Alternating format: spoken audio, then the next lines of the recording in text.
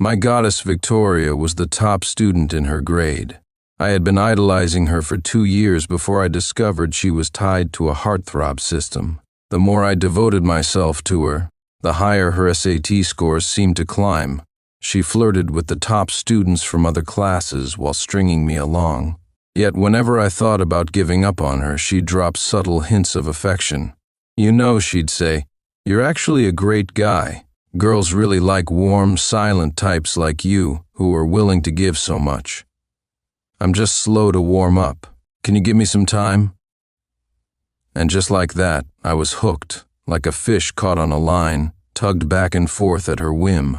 Until one day, before a mock exam, I overheard something mechanical coming from her. A voice said, "Congratulations, host.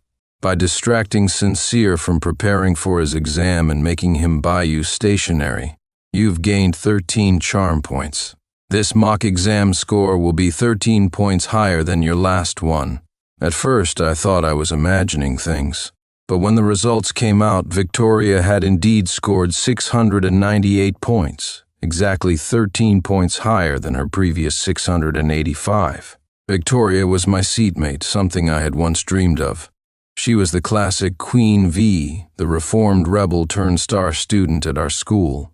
Back when she started as a freshman, she was more of a Tory, a girl who spent her days focused on makeup and fashion, perpetually at the bottom of the class rankings, often summoned to meet with the dean. But soon after, her grades skyrocketed like a rising stock, and she ascended to become the top student in the entire grade, a position she never relinquished. For 2 whole years, she never once slipped in her performance. To the teachers and students at school, she was nothing short of a goddess. Back in 9th grade, Victoria had already been my seatmate. Her stunning looks and immaculate style attracted endless love letters, breakfast offerings, and desserts from the boys in our class. She often called me Sin in a playful tone and begged me to share the food she couldn't finish. When her grades were still poor, she would pester me after school to help her solve problems. It was through these interactions that I gradually fell for her. She seemed like the perfect mix of ambitious and adorable, a girl worth liking. So when I first heard the mechanical voice, I dismissed it as a figment of my imagination. But when the results came out and the 13-point increase matched exactly, I was dumbfounded. Victoria noticed my reaction and waved her hand in front of my face, flashing a proud smile. "Impressive, right?" I snapped out of it, trying to calm the storm of thoughts in my head, and stammered out a question. "Victoria, your grades are incredible. Do you have a secret method for studying?" She tilted her chin up confidently, her expression serious. "Nope, no secrets here. It's all about hard work and taking it one step at a time." In the past, I might have nodded in agreement. Now it felt almost laughable. I lowered my head, flipping through my long neglected textbook, my thoughts a tangled mess. When did this change happen? I used to be the top student in the grade, the pride of the teachers, the golden boy admired by my classmates. Now I had grown accustomed to blank answer sheets and single-digit scores as if they were normal. Victoria snatched the textbook from my hands and demanded, "I broke my record again this time, Sin. Let's go celebrate." I didn't respond. Her voice grew softer, sweeter.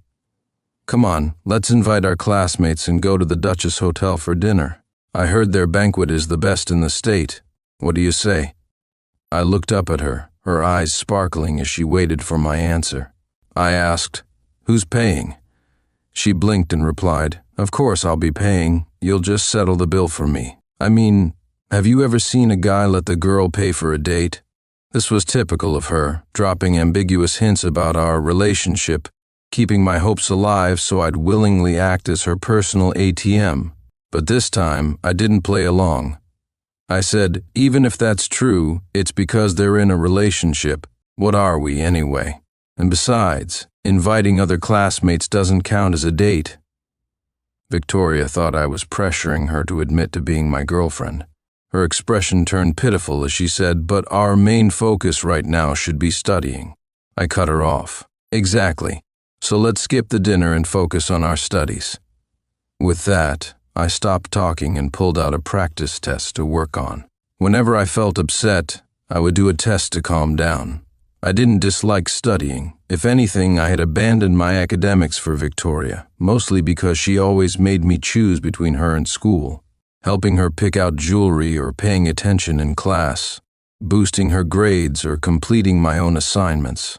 Every time, I chose her. As I worked on my test, I heard the mechanical voice again. It said, "Host, Sincere has refused to pay for a class dinner at the Duchess Hotel. Unfortunately, your charm points have decreased by 15. In the next exam, your score will drop by 15 points."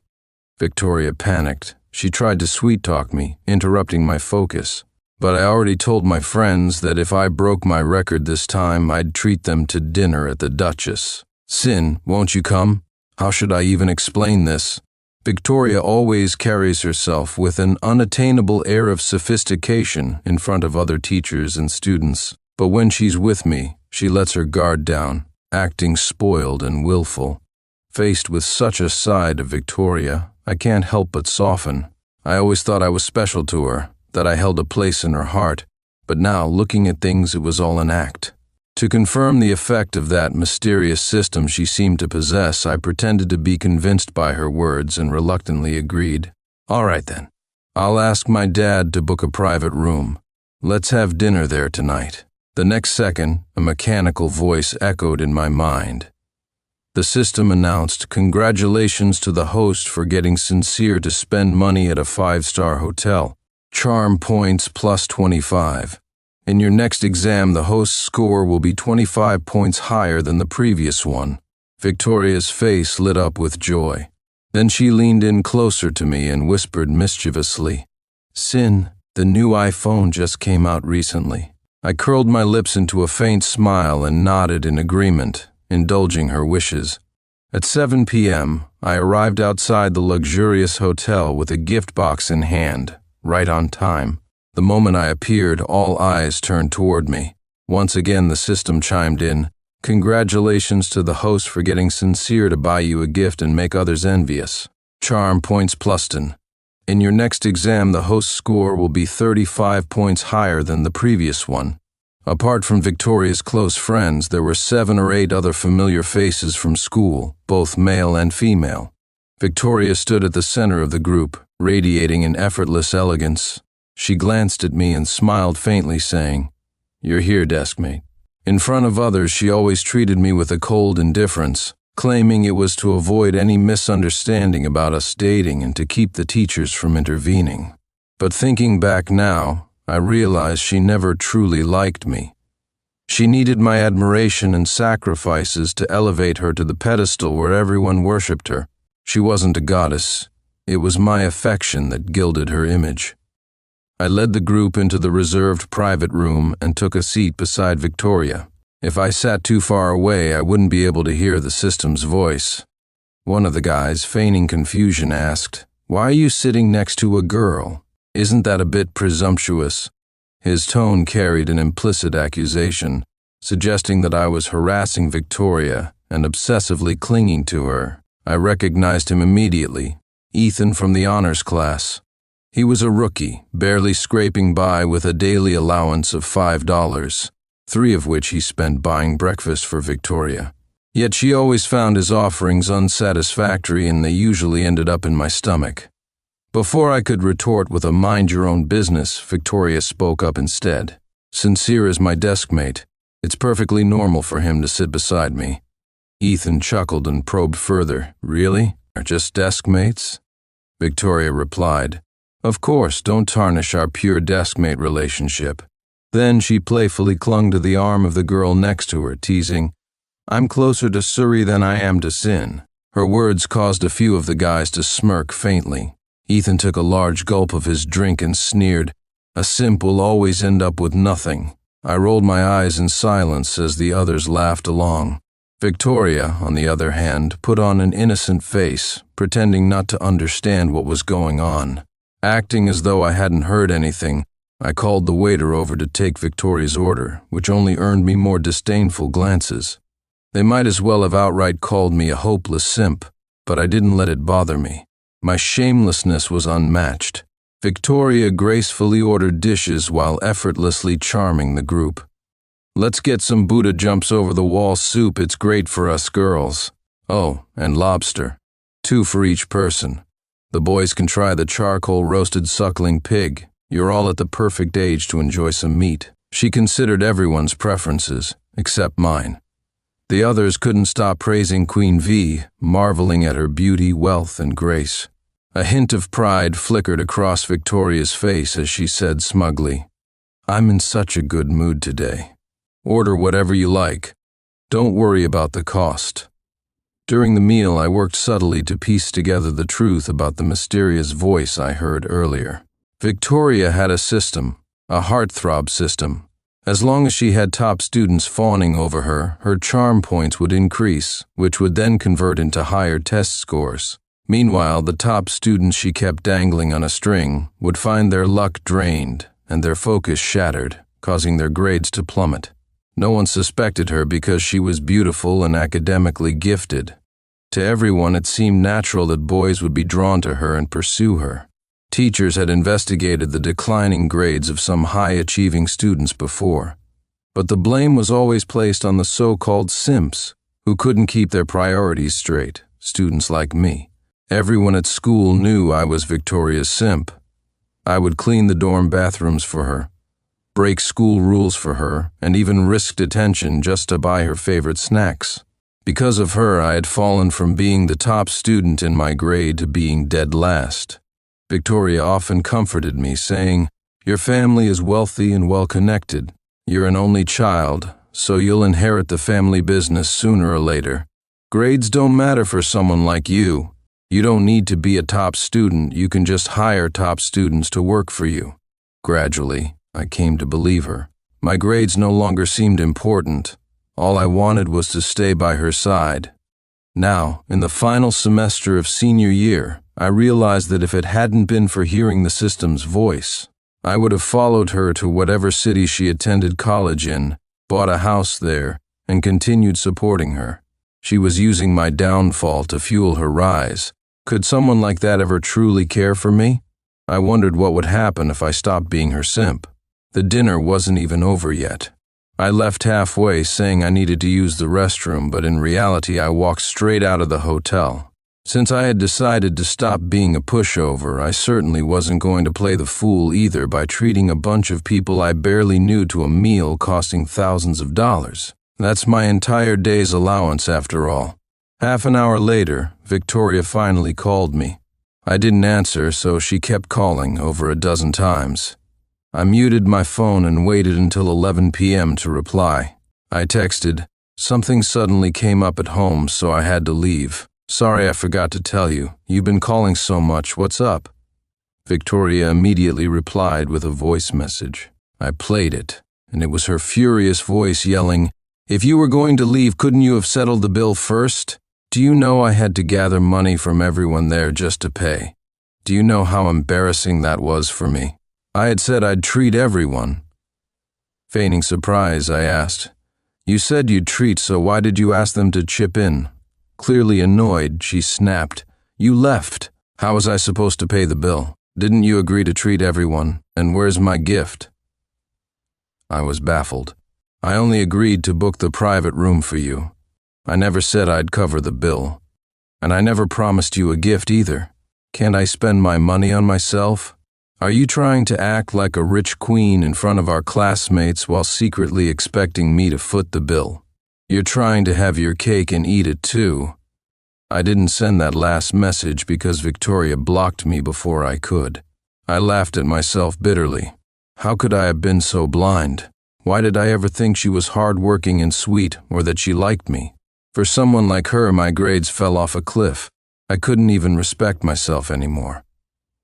The next day during practice drills, a group of people from last night's dinner showed up outside my classroom, demanding I pay them back.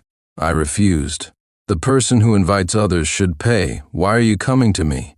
They exchanged awkward glances, and Ethan accused me, "You obviously wanted to impress Victoria by letting her treat everyone at the Duchess, and then you just bailed on the bill. Sincere, if you can't afford it, don't act like you can. Pay up, or we're going to tell the dean." The whistle blew, signaling everyone to gather on the field, but they blocked the classroom door, not letting me leave. Inside the room, my classmates started whispering about how I was all talk with no money to back it up.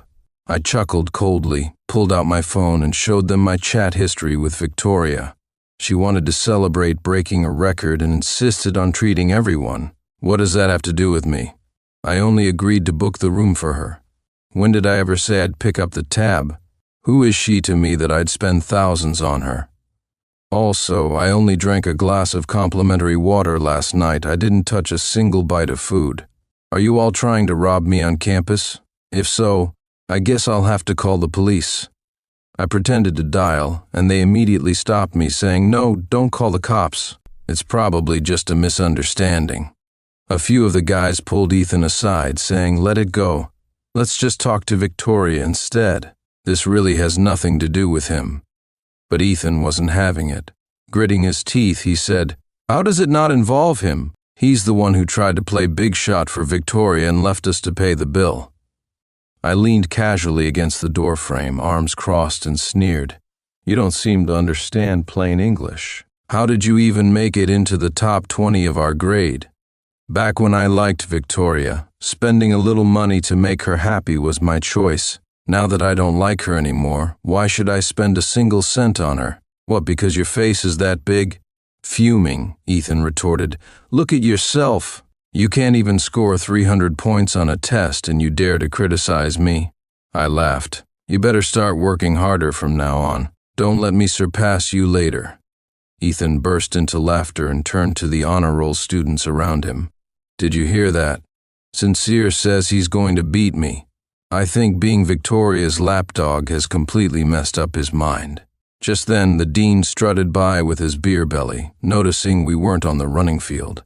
Seeing that the group was full of top students with me, the class clown, as the odd one out, he naturally directed his anger at me.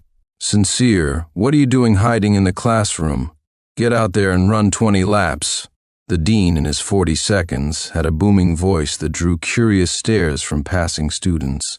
I replied deliberately, "Sir, they're blocking the door and trying to extort my allowance. I couldn't get to the field even if I wanted to."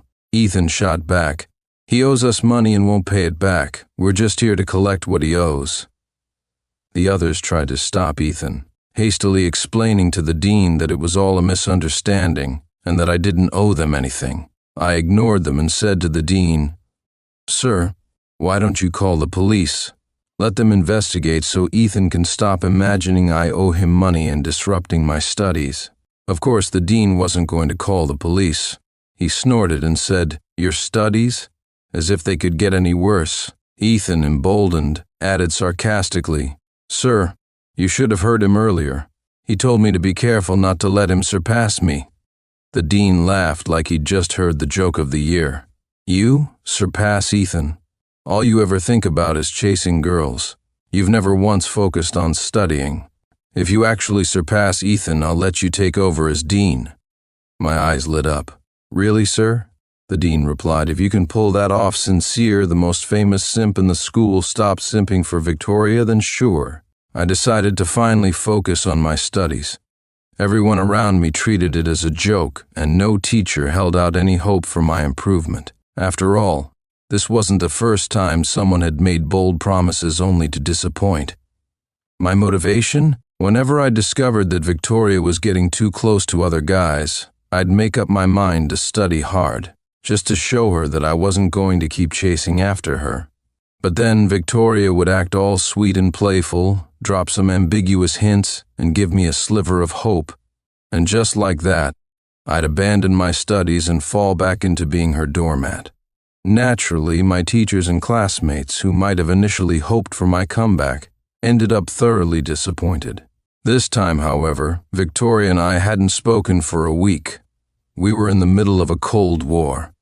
I didn't apologize, and she, out of stubbornness, avoided talking to me as well. Then came the weekend exams. Victoria scored 648, 50 points lower than her last test. This caused her to drop from being the top student in the grade to 10th place. The entire school was abuzz with the news. The results had barely come out when Victoria was summoned by Michael, the dean, and the principal 3 times for counseling. When she returned, she looked drained and cast a gloomy glance in my direction. I ignored her and focused on organizing my notes. Soon after, I was called out by Michael. In the office, Michael, the dean, and the principal sat in a row on one side of the desk, their expressions serious. It felt like I was on trial. I stood across from them, staring at my shoes with a straight posture. The 3 exchanged a few glances before the dean finally spoke, his voice full of frustration. "Sincere, it's one thing if you don't want to study, but at least don't drag others down with you." I looked him in the eye and asked calmly, "Sir, could you clarify how exactly I've affected others?" The dean didn't answer directly. Instead, he diverted the conversation to criticize me. "I heard you recently got a new phone, the latest iPhone no less. Is that how a student should behave?" I stayed composed and replied, "The school rules state that we can't use phones during class, but they don't prohibit owning or buying new phones. Do they?" The dean grew visibly irritated. "A phone that can make calls and browse the internet is enough. Why buy such an expensive one? Showing off like that on campus, it's no wonder you're distracting your desk mate." I pushed back, asking, "Did Victoria say I was distracting her?" My patience was running thin, and I decided to lay it all out. "She's the one who's always asking me to help her rank up in games, pestering me during class, or interrupting me while I'm doing homework. Who's distracting whom here?" Michael couldn't hold back and chimed in, "Nonsense, Sincere. Let's not sugarcoat it. You've got no self-respect. All you do is chase after Victoria.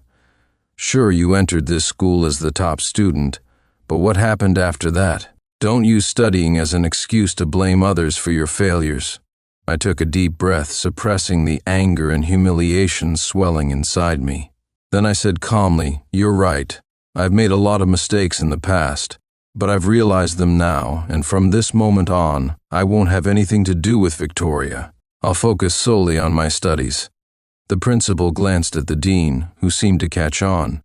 The dean softened his tone and said, "We're not saying you can't interact with Victoria. People say girls are sensitive and emotional. You've been pursuing her for so long, and now you suddenly want to cut ties? How's a young girl supposed to handle that?" The more I listened, the colder I felt. A suspicion began forming in my mind, but I didn't want to believe it. I asked, "So what exactly are you suggesting?" The dean hesitated, but finally said, "Look, after the college entrance exams, it's none of our business. But until then, try to maintain your usual relationship with Victoria. Don't upset her or affect her studies." I was stunned by how absurd this sounded. "Are you seriously encouraging us to start a relationship?" Michael's face darkened. "Watch your words, Sincere." The principal shot him a disapproving glance and sighed before addressing me kindly. "Of course, the school doesn't allow romantic relationships, but considering how close you and Victoria were, cutting her off right before the big exams, it's not fair to her. Sincere, can't you just endure a little and get along with her like before? Don't ruin her future, okay?" I shot back, "And what about my future?" The principal was momentarily taken aback, but quickly replied in a gentle tone, "If you're willing to study, no one will stand in your way." I stayed silent. The principal pressed on, "So, have you thought it through?" I lifted my chin defiantly and let out a cold laugh. "Why should I care about Victoria's future?" The principal's face darkened instantly. Back in the classroom, I continued sorting through my mistakes. Victoria handed me a blue pen with a matching design. I didn't take it. She smiled sweetly at me and said, "Sin, you've been working so hard lately. I noticed your pen is almost out of ink, so I got this one for you." If it weren't for the system's voice I'd accidentally overheard back then, I might have fallen for her innocent act again. I took the pen, feeling the cheap plastic casing. It was probably from the small shop outside the school, costing no more than $3. I asked, "What's this supposed to mean?" Victoria twirled the matching pink pen in her hand. "It's a set." I scribbled a few lines and said, "The ink's faint, doesn't flow well, and the casing's uncomfortable to hold. Looks nice, but useless." I tossed the pen back to her. "Use something better." Victoria froze, staring at me like she didn't recognize me anymore. She probably imagined that giving me this pen would win me back, that I'd go back to being her devoted follower. But she was wrong. The system spoke, "Host. Upon detecting that Sincere declined your gift of couple pens, we regret to inform you that your charm level has decreased by 10. For your next exam, your score will drop by 10 points. Victoria snatched away the test paper I was working on and urgently said, "Sin, is it because I said over dinner last time that we're just pure desk mates that you're still upset? I was just afraid others might misunderstand. Tell me, will you?" I reached out to grab the paper back, fury boiling within me. Gritting my teeth, I snapped, "Give me back my test paper." Victoria clutched the paper to her chest in a spot I wouldn't dare to snatch from. Looking pitiful, she said with teary eyes, "Sin, I didn't even blame you for skipping out on the dinner bill last time. Don't be mad at me anymore, okay?" The next second, I stood up abruptly and kicked over Victoria's desk. Books and snacks scattered all over the floor from the desk and drawer. The classroom fell silent. Victoria looked at me in disbelief, while I glared at her and fired off questions like a machine gun. "What gives you the right to take my test paper? Do you have any idea how long it is until the final exams? If you don't want to study, fine, but why drag others down? What's your agenda?" Looking embarrassed, Victoria returned the test paper to me and murmured, "I was just joking. Why take it so seriously?" I sneered. "Who in their right mind would waste their life joking with you like this? Also, with your status, you couldn't even book the Earl's private room if you tried. You begged me to help you, so I asked my dad to make the arrangements. And you have the audacity to blame me for not paying the few $1,000 dinner tab and go around saying I ran out on the bill? Victoria, we have nothing to do with each other, so don't bother me again." I grabbed the test paper, sat back down, and added, "Don't bother me ever." During class meeting, Michael, our homeroom teacher, moved my seat to the back, right next to the trash can. Not only that, but he also berated me during the meeting. Some students aren't focusing on studying and instead are preoccupied with dating. Once they win someone over with sweet talk, they dump them, causing the other person's grades to plummet. "Trash like that deserves to sit with trash," he declared, his tone scathing, only a step away from calling me out by name. Everyone's eyes turned to me, but I kept my head down, diligently writing in my notebook. Seeing no reaction from me, Michael sneered. "Thick-skinned, aren't you? I'd like to see how long you can keep up the act." To some extent, I admit I am thick-skinned. When I was a bootlicker, I didn't care about others' disdain. When I focus on studying, I ignore their sarcasm. At lunch, Ethan came in through the back door of the classroom. Spotting me by the trash can, he dramatically pinched his nose and said, "Oh my God, it stinks here. How can you not smell it?" Without looking up, I continued writing and curtly spat out, "Leave." Ethan looked like he wanted to argue, but when he saw Victoria approaching, he switched to a gentlemanly demeanor. "I'm only saying this because you're Victoria's desk mate. Otherwise, I wouldn't even bother," he said. Victoria called my name, almost pleading, "Sin, let's make up, okay? I'll ask the teacher to move your seat back." Annoyed, I replied, "You leave too." Ethan snapped, "Victoria, don't waste your time on someone who doesn't appreciate kindness. Come on, I'll treat you to lunch." As Ethan finished speaking, I heard the long-lost system notification. Detected that Sincere refused your reconciliation. Regrettably, your charm level has decreased by 10. Your next exam score will drop by 10 points. Congratulations, the host has earned charm points by securing Ethan's lunch invitation. +5 charm points. I looked up at Ethan and reminded him, "Are you sure you want to have lunch with Victoria?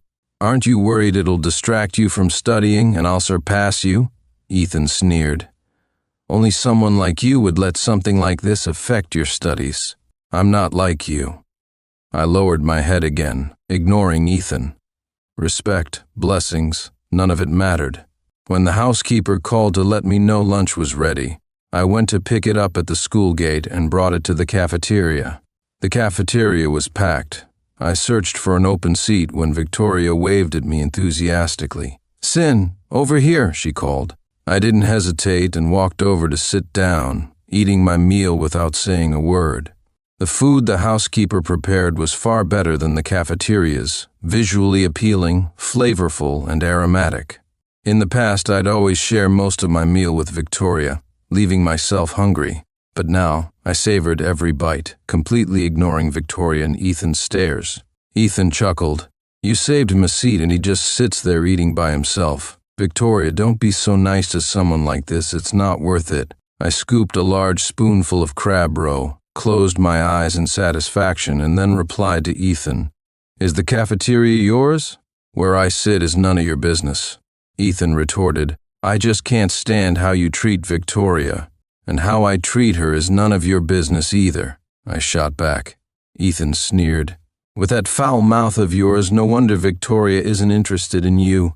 "What I say is none of your business," I said again. Ethan slammed his chopsticks down, glaring at me angrily. "All you can do is run your mouth.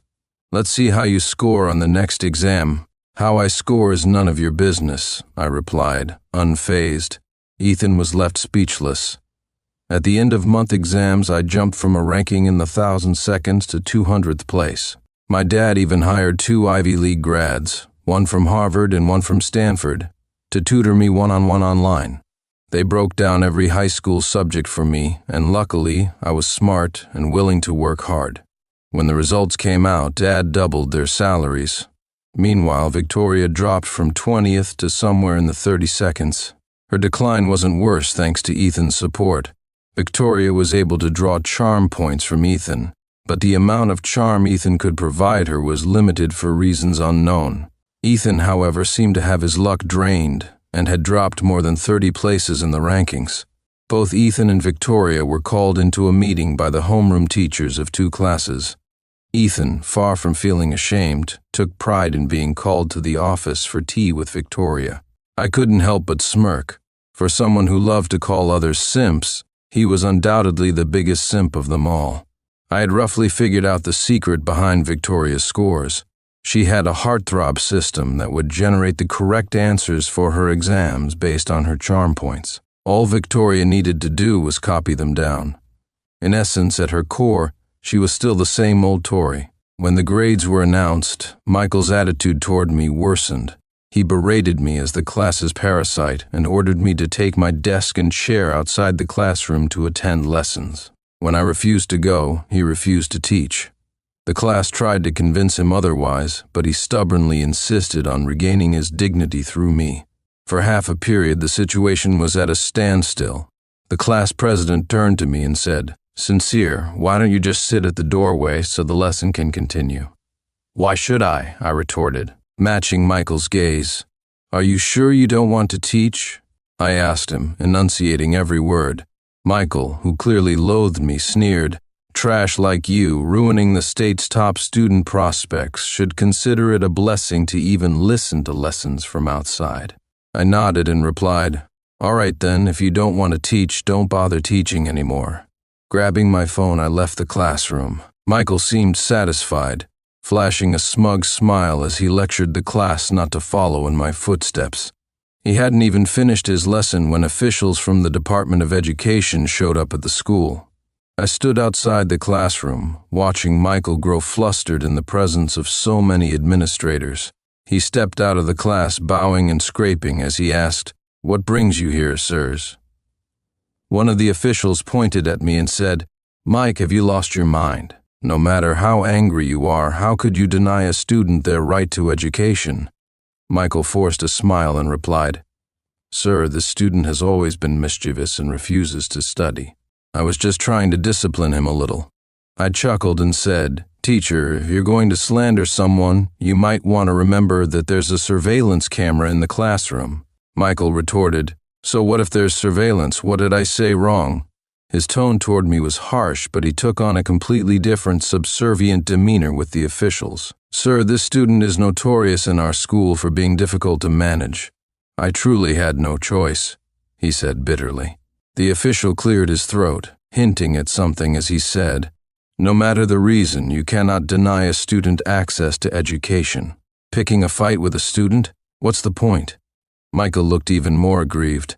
I have a student in my class who was a sure bet for the state's top scorer. Now he's been ruined by him. Can you blame me for being upset?" The official sighed, making his message even clearer. "You're an experienced teacher. Surely you're aware of the background of the students in your class.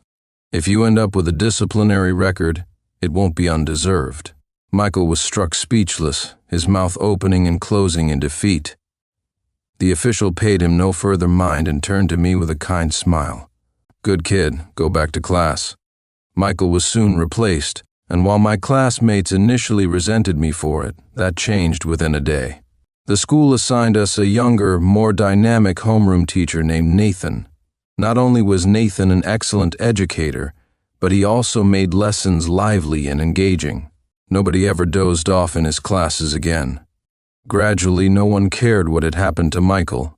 Meanwhile, Victoria's grades continued to plummet, eventually landing her in 65th place. From a gap of over 1,000 places, I had overtaken her by 20 ranks. Unable to bear it any longer, she decided to confess to me during the graduation ceremony and coming-of-age celebration, held a month before the final exams. Clutching a scarf she claimed to have knitted herself, Victoria confessed to me in front of everyone. The school had organized this ceremony to give students one last chance to relax before the intense preparation for the exams began. Public confessions were rare during such events, as failure could jeopardize both one's love life and future. Victoria, scarf in hand, gazed deeply into my eyes.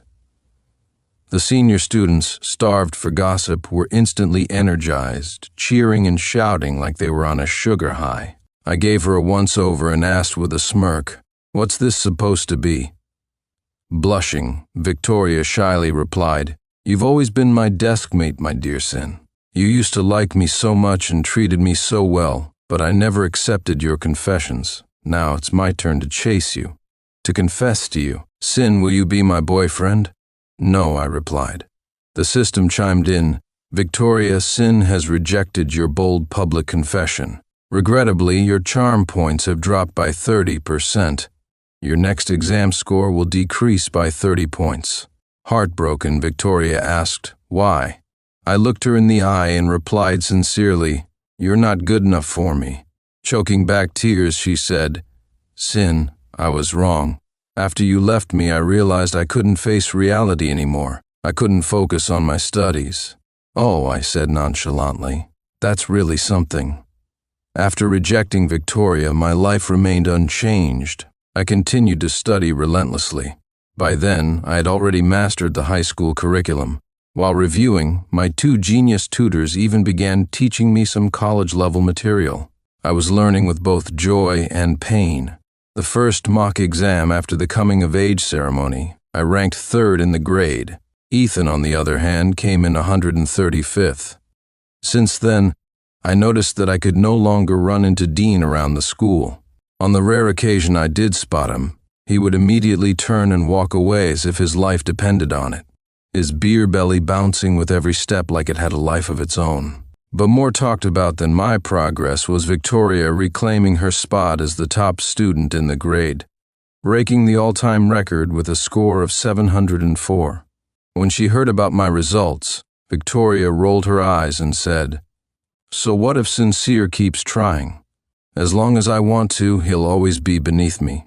I started paying more attention to Victoria and realized she was stringing along several boys at once. These boys were all top students, the so-called academic elites of the grade.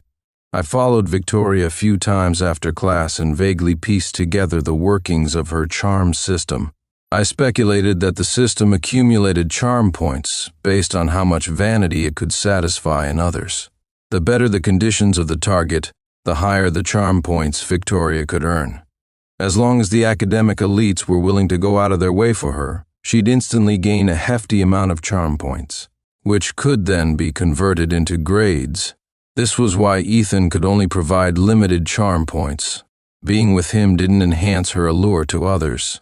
I obtained the contact information of the 5 boys and created a group chat titled Victoria's Backup Roster. Their grades had all dropped to varying degrees. I immediately muted the group and told them that if they continued dissociating with Victoria, their grades would decline even further. However, if they cut ties with her starting now, her grades would drop while theirs would improve, as her scores were stolen from them. I said, "Believe it or not, I'll update you on Victoria's next exam scores in real time. 701, 692, 705. I angrily cursed in the group chat. "Who the hell is still simping this hard? Are you not planning to get into college?" The scores kept updating. Some left the group. Some joined. 680, 666, 674, 630, 650, 626, 588. I sent a thumbs up emoji in the chat and said, "Love the beauty, not the throne, huh?" Finally, the scores stabilized at 523. When Victoria's results for this exam came out, it was indeed 523. She had fallen from first place in the grade to somewhere outside the top 100. I unmuted the group. There was a long silence. Finally, someone said, "If we're going to do this, let's be true Sigma males." Then they left the group. Once the first person spoke up, more messages popped up. "Be a Sigma male," followed by more people leaving the group. Victoria's scores continued to plummet, 523, 436, 368. Word spread, and no one paid attention to her anymore. After the college entrance exams, Victoria came to find me. She had dropped her facade and bit her lip as she said, "You knew about the system all along. Why go to such lengths to hurt others without benefiting yourself? Are you happy now that I've lost the system?" Feigning seriousness, I nodded and said gleefully, "Without the system, what can you score? 400? 300? Maybe not even 200. Victoria, enraged, stomped her feet, looking like she wanted to strangle me. Just as Tori lunged at me like a furious kitten, I casually stuck out my foot and tripped her. She fell to the ground, wailing and throwing a tantrum, accusing me of bullying her. A few male classmates gathered around, glancing at her with disdain. One of them said, "Sin, we'll back you up." She tripped because she wasn't looking where she was going. Serves her right. Another chimed in, "You know what's weird? Looking at her now, she's not that pretty after all. Can't believe I used to think she was Queen V." With that, they pulled me along to go out for a meal. As we walked, we joked and talked about the college entrance exam results. Someone asked, "What schools are you guys aiming for?" One replied, "I'm thinking of applying to Stanford. Heard their dining hall is amazing." Another said, "But UCLA has more beautiful girls. I'm going with UCLA. You're picking schools based on that? Not considering the majors?" Someone else replied, No matter what you pick, you'll regret it later anyway." When the results came out, I scored 717, 4 points higher than my estimate, becoming the surprise state valedictorian of the school.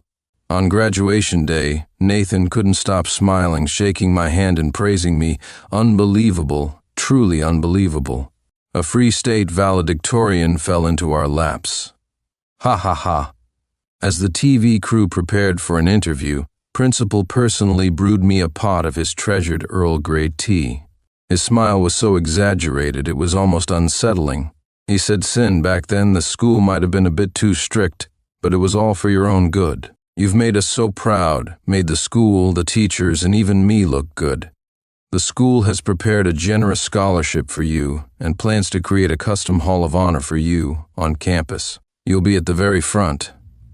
Rubbing his hands together, he added, "I hope you can say some nice things about the school to the media.